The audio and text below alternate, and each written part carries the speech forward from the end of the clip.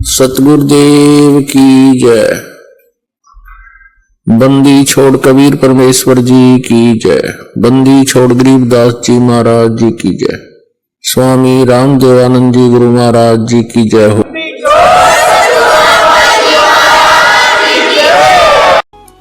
के दुगने तगने किए चौगने, अब दगने दुगने तगने चौगने करने का टाइम है। दान करे जोत चढ़ावे, धर्म तो दसके नहीं दसके तीनों लोग, और खैरायत में खैर है कीजे आत्म भोग। द्रौपदी को दिन ने लीर जाके अंत बुढ़ाए चीर।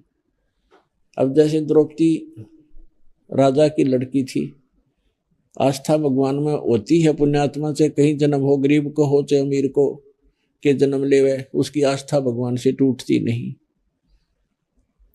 उसके पिता ने गंगा दरिया के किनारे एक घाट बना रखा था, लेडीज घाट। वहां पर राजा के ही परिवार और उसकी सहेलियां ही जाया करती थी। उसके आसपास कोई नर का जाना अलाउड नहीं था, 1-2 किलोमीटर तक, ऐसा प्रोहिबिटेड क्षेत्र था। अब परमात्मा की दया हुई, एक अंधा महात्मा गलती से उस सुबह सुबह उस घाट से 50-100 फुट की दूरी पर, और जिधर से पानी बह रहा था डाउन स्ट्रीम में, घाट से पानी जिधर बह के जा रहा था उसके नीचे की तरफ स्नान करने के लिए दरिया में प्रवेश हो गया।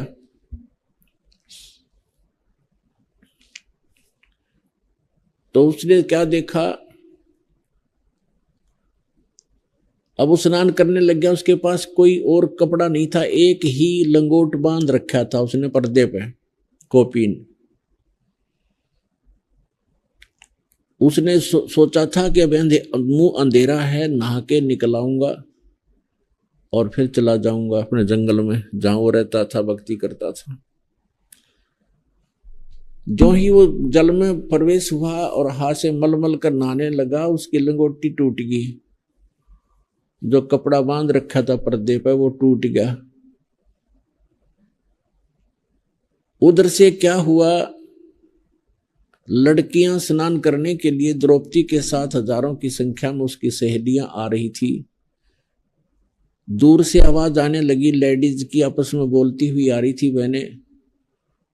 तो संत ने सोचा गलत आ गया, तो यहां तो कोई लेडीज घाट है और यहाँ ताना भी अलाउड नहीं था भाई, आंखों की कमी, भगवान ने बचा होगा, गलती तो बन गई। और उधर से नंगा हो गया क्योंकि कोपिन टूट गई, लंगोट रहा नहीं तन पे, और गहरा चला गया, इतने पानी में चला गया और ऐसे ऐसे हाथ मारने लगा। सोचा कि कोई कपड़ा आ जाए फटा पुराना किसी का बहता हुआ, मैं उसको लपेटूं और यहां से निकल जाऊं। अब वो लेडीज लड़कियां आई, घाट के पास आकर के नहाने के लिए तैयार हुई। द्रौपदी ने देखा कि एक साधु भक्त गंगा में स्नान कर रहा है। कहते हैं भक्त जो होते हैं, साधु संत का दर्शन, भगत का दर्शन करते ही गदगद हो जाते। साधु दर्शन राम का मुख पर बसे सुहाग, और दर्श उन्हीं को होते हैं जिनके पूर्ण भाग। संत भक्त का मिलना बहुत पुण्यकर्मी प्राणी को ही होता है। जैसे यहां से दीक्षित कोई भक्त है, वो भी एक संत है, और वो किसी भाई बहन को जाकर बताता है तो सौभाग्य उसका, उसको उससे मिलन हुआ उस दिन, क्योंकि पुण्यकर्मी प्राणी को ही ऐसे भक्त मिला करते हैं जो ये सच्चा संदेश भगवान का लेकर पहुंचते हैं। तो ऐसे सौभाग्य होते उस प्राणियों के जिनको ऐसे संत भक्त मिलते हैं। साधु दर्शन राम का मुख पर बसे सुहाग, और दर्श उन्हीं को होते हैं जिनके पूर्ण भाग। कबीरा दर्शन संत का परमात्मा आवे याद, और लेखे में वो है घड़ी, बाकी का समय व्यर्थ बाद। तो द्रौपदी ने सोचा महाराज जी नहा रहे हैं, हम भी नहा लेते हैं, पहले स्नान कर लूं, स्नान करके फिर महाराज जी से चर्चा करेंगे भगवान की, उनसे कहानी कथा पूछेंगे, वृक्ष के नीचे बैठाएंगे। तो वो नहाने लगी, आध पौन घंटा नहान धोन में लग गया सारिया ने। नहा के जब द्रौपदी हुई बाहर आई, पुरानी कपड़े बदले, नई साड़ी बांध ली उसने, अपनी नई साड़ी। तो उसने देखा महात्मा गया कि यही है। महात्मा नहा नहीं रहा था, ऐसे हाथ मार रहा था। अब उसने ध्यान से देखा कि महाराज जी तो नंगे हैं और वस्त्र कोई कपड़ा है नहीं पटरी पर।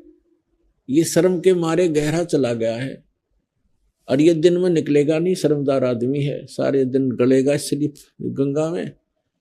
लड़की ने आव देखा ना ताव देखा, राजा की लड़की कितनी कीमती साड़ी पहनती है।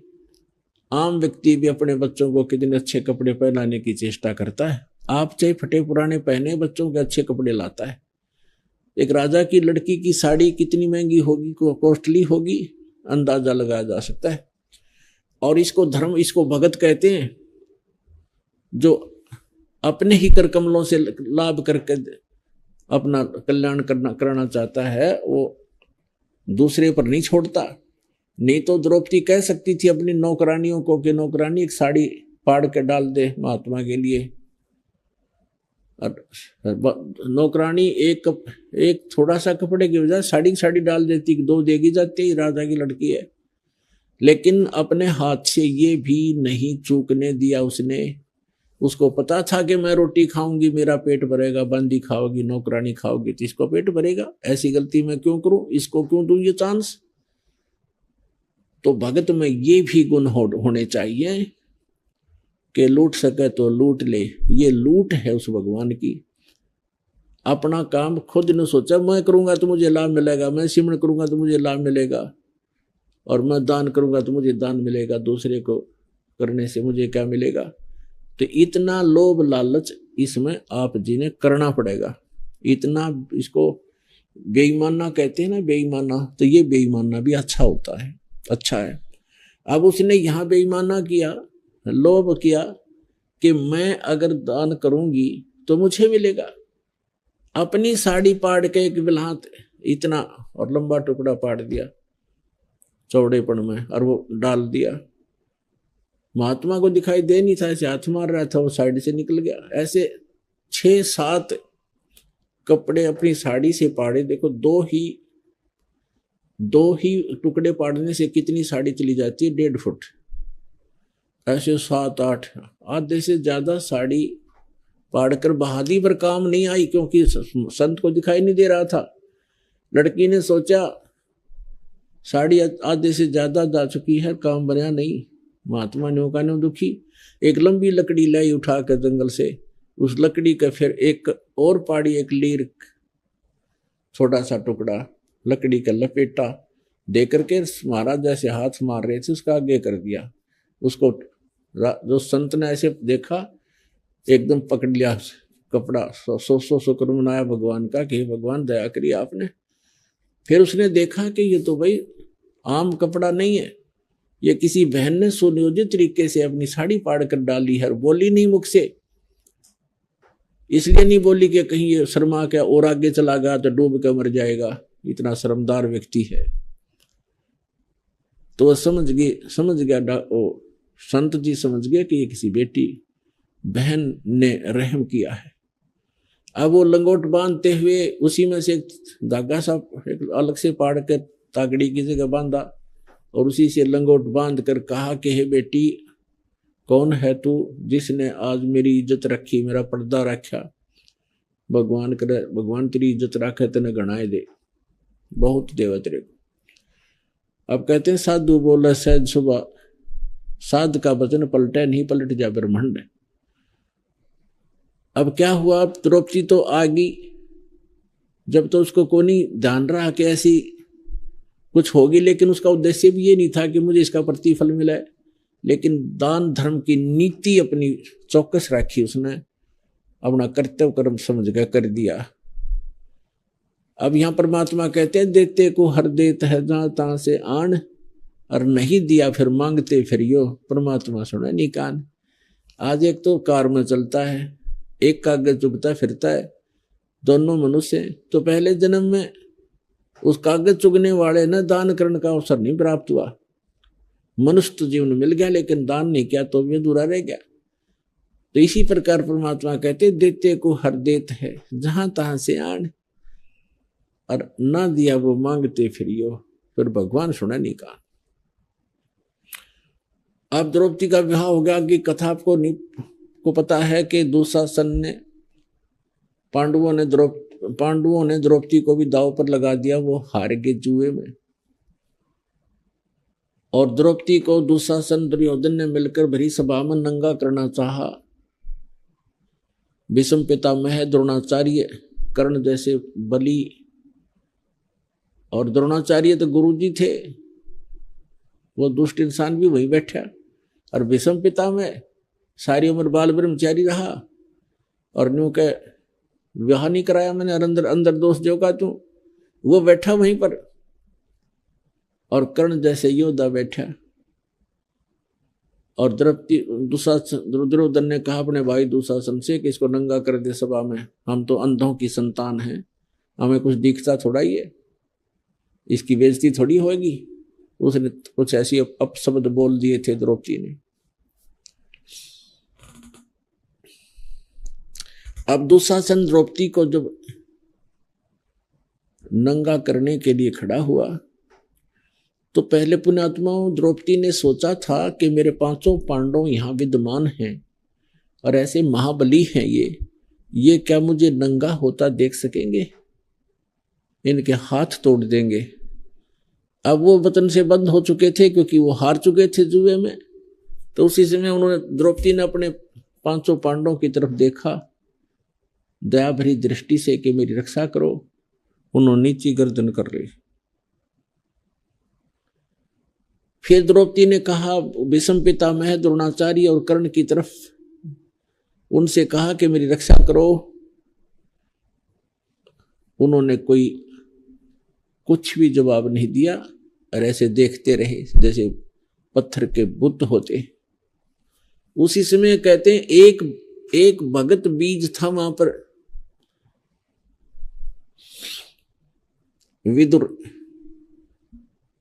विदुर खड़ा हुआ और कहने लगा, रे दुशासन कुछ शर्म करो, कौरव और पांडव चाचा ताऊ के हो तुम, आज आप अपनी बहू को की बेइज्जती कर रहे हो, पांडव की नहीं, ये कौरवों की भी साथ हो रही है।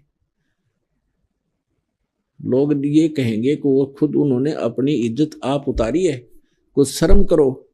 विदुर कहे ये बंधु थारा, ये आपका भाईचारा है। विदुर कहे ये बंधु थारा, एक के कुल एक के परिवारा। विदुर के मुख पर लगा थपेड़ा, तू तो है पांडवों का चेहरा। दुशासन ने अपने चाचा के थप्पड़ मारा मुंह पे और कहा कि तू तो इनका चमचा है, पांडवों की ओर ही बोलता है हमेशा। कहते हैं, और वो क्या कह रहा था कि विदुर कहे ये बंधु थारा, एक के कुल एक के परिवारा। किसकी बेइज्जती करते हो मूर्खो तुम, कुछ तो अकल से काम लो। कहते हैं विदुर के मुख पर लगा थपेड़ा, और तू तो है पांडवों का चेहरा, तू तो है बंदी का जाया, तेरी तो हीन भावना है, तू तो दासी से उत्पन्न हुआ है, इसलिए तू सूरवीर नहीं, ऐसी ओछी बातें करता रहता है। तू तो है बंदी का जाया। भीष्म, द्रोण और कर्ण मुस्काया।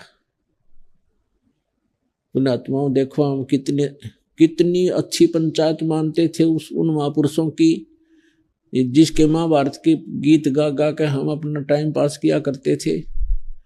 अब इतने बड़े पंचायती भीष्म पितामह है, द्रोणाचार्य यानी गुरु, और कर्ण, ये तीनों एक नंबर के योद्धा थे। इनमें से एक भी खड़ा होकर दुशासन को कह देता खबरदार जात लगा। हिम्मत नहीं थी पांडवों कौरवों की उनके साथ युद्ध करने की, उनको मालूम था युद्ध मस्तार देंगे, तुम्हारा यहाँ सत्यानाश कर देंगे। लेकिन उस ऐसी मलिनता छा गई उनके दुर्भाग्य उन लोगों का। अब लड़की को नंगा कर रहे सभा में, और वो किस लिए बैठे हैं? 1.5 आदमी, भीष्म पितामह, द्रोणाचार्य और कर्ण किस लिए बैठे थे कि नंगी देखांगे इसने।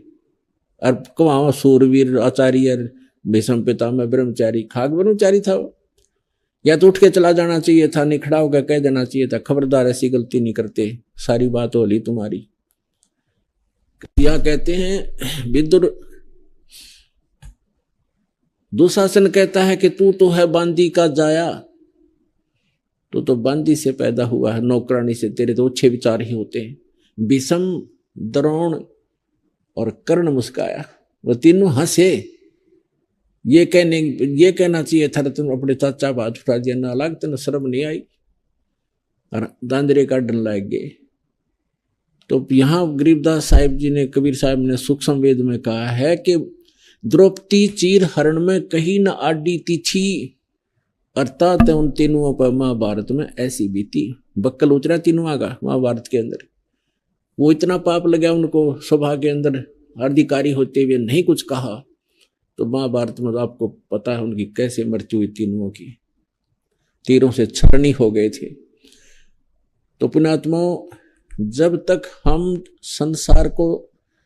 संसार से अपना हित चाहते हैं या कोई लाभ चाहते हैं भगवान को छोड़कर भगत होकर, तो तब तक भगवान मदद करता नहीं।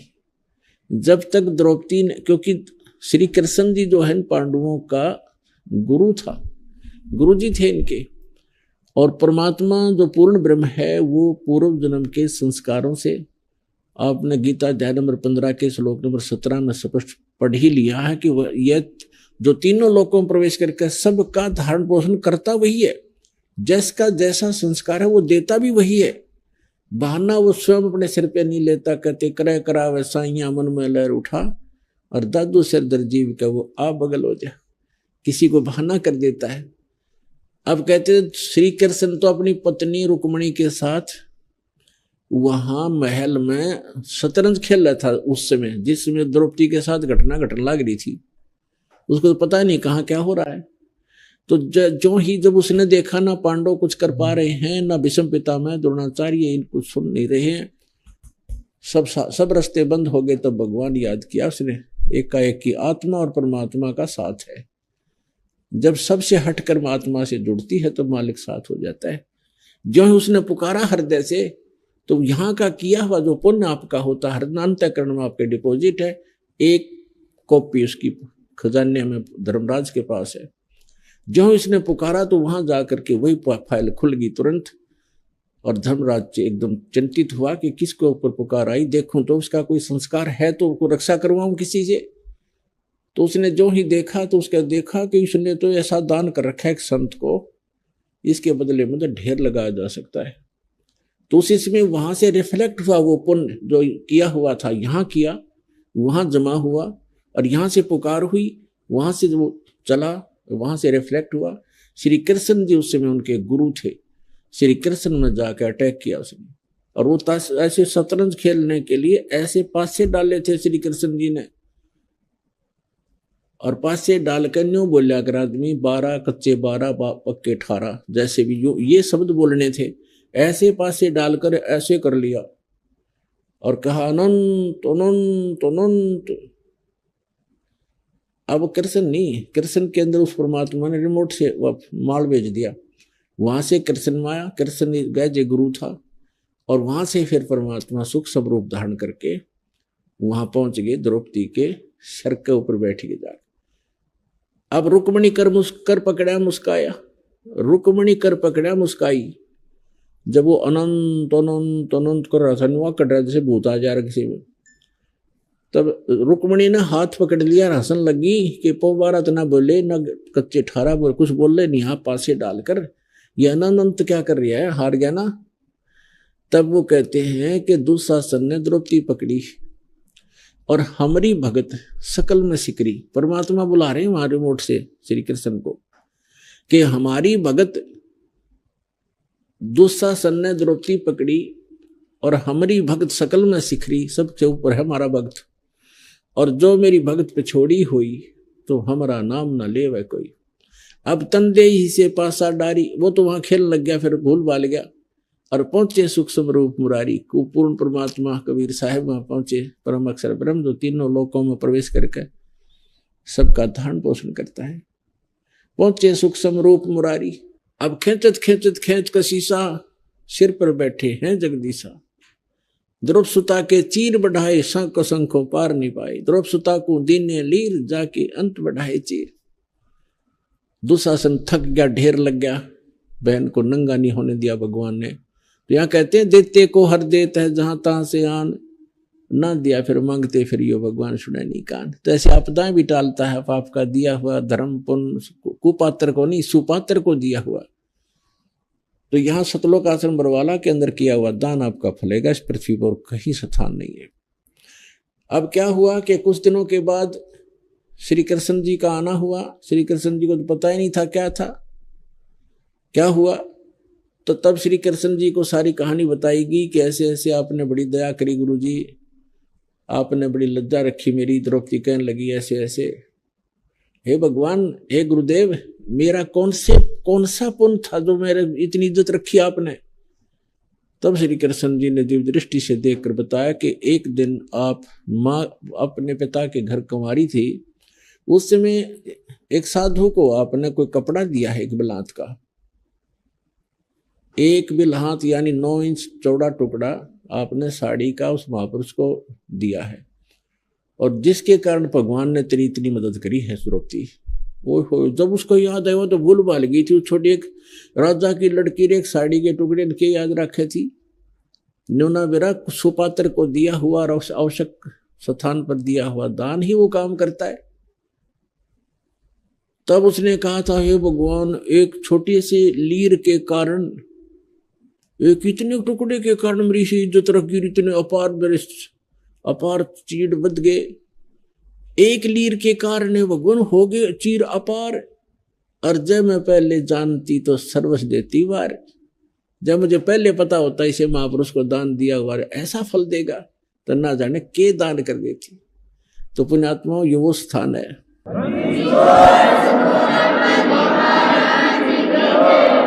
तो आज के दिन ये स्थान है जो शास्त्र अनुकूल साधना और यहाँ किया हुआ दान आपका अनंत गुना बढ़ाएगा, आप पर आने वाली आपदाओं भी टालेगा और आपका मोक्ष भी करेगा।